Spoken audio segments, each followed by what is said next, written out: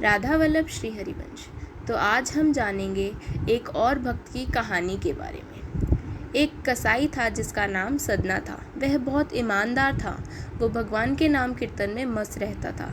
यहाँ तक कि मांस को काटते बेचते हुए भी वह भगवान का नाम गुनगुनाता रहता था। एक दिन वह अपनी ही धुन में कहीं जा रहा था कि उसके पैर से कोई पत्थर टकराया। वह रुक गया। उसने देखा एक काले रंग के गोल पत्थर से उसका पैर टकरा गया है। उसने वह पत्थर उठा लिया व जेब में रख लिया, यह सोचकर कि यह मांस तोलने के काम आएगा। वापस आकर उसने वह पत्थर मांस के वजन को तोलने के काम में लगाया। कुछ ही दिनों में उसने समझ लिया कि यह पत्थर कोई साधारण नहीं है।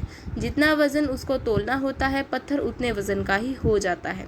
धीरे धीरे वह बात फैलने लगी कि सदना कसाई के पास वजन करने वाला पत्थर है। वह जितना चाहता है पत्थर उतना ही तोल देता है। किसी को 1 किलो मांस देना होता तो तराजू में उस पत्थर को एक तरफ डालने पर दूसरी ओर 1 किलो का मांस ही तुलता। अगर किसी को 2 किलो चाहिए हो तो वह पत्थर 2 किलो के भार जितना भारी हो जाता। इस चमत्कार के कारण उसके यहाँ लोगों की भीड़ जुटने लगी। भीड़ जुटने के साथ ही सदना की दुकान की बिक्री बढ़ गई।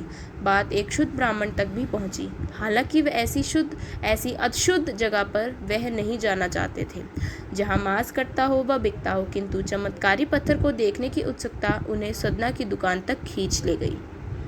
दूर से खड़े वह सदना कसाई को मीट तोलते देखने लगे। उन्होंने देखा कि कैसे वह पत्थर हर प्रकार के वजन को बराबर तोल रहा था। ध्यान से देखने पर उनके शरीर के रोंहे खड़े हो गए। भीड़ के छटने के बाद ब्राह्मण सदना कसाई के पास गए। ब्राह्मण को अपनी दुकान में आया देखकर सदना कसाई प्रसन्न भी हुआ और आश्चर्यचकित भी। बड़ी नम्रता से सदना ने ब्राह्मण को बैठने के लिए स्थान दिया और पूछा कि वह उनकी क्या सेवा कर सकता है। ब्राह्मण बोले, तुम्हारे इस चमत्कारिक पत्थर को देखने के लिए ही मैं तुम्हारी दुकान पर आया हूँ, या यूँ कहें कि यह चमत्कारी पत्थर ही मुझे खींचकर तुम्हारी दुकान पर ले आया। बातों ही बातों में उन्होंने सदना कसाई को बताया कि जिसे पत्थर समझकर वो मांस तोल रहा है, वास्तव में वो शालिग्राम जी हैं, जो कि भगवान का स्वरूप होते हैं। शालिग्राम जी को इस तरह गले कटे मांस के बीच में रखना व उनसे मांस तोलना बहुत बड़ा पाप है। सदना बड़ी ही सरल प्रकृति का भक्त था। ब्राह्मण की बात सुनकर उसे लगा कि अनजाने में मैं तो बहुत पाप कर रहा हूँ। अनुनय विनय करके सदना वह शालिग्राम उन ब्राह्मण को दे देता है और कहता है कि आप तो ब्राह्मण हैं, अतः आप ही इनकी सेवा परिचर्या करके इन्हें प्रसन्न करें। मेरे योग्य कुछ सेवा हो तो मुझे अवश्य बताएं। ब्राह्मण उस शालिग्राम शिला को बहुत सम्मान से घर ले आए। घर आकर उन्होंने श्री शालिग्राम को स्नान करवाया, पंचामृत से अभिषेक किया व पूजा अर्चना आरंभ कर दी। कुछ दिन ही बीते थे कि उन ब्राह्मण के स्वप्न में श्री शालिग्राम जी आए व कहा, हे ब्राह्मण, मैं तुम्हारी सेवाओं से प्रसन्न हूँ, किंतु तुम मुझे उसी कसाई के पास छोड़ आओ। स्वप्न में ही ब्राह्मण ने कारण पूछा तो उत्तर मिला कि तुम मेरी अर्चना पूजा करते हो, मुझे अच्छा लगता है, परंतु जो भक्त मेरा नाम का गुणगान कीर्तन करते हैं उनको मैं अपने आप को भी बेच देता हूँ।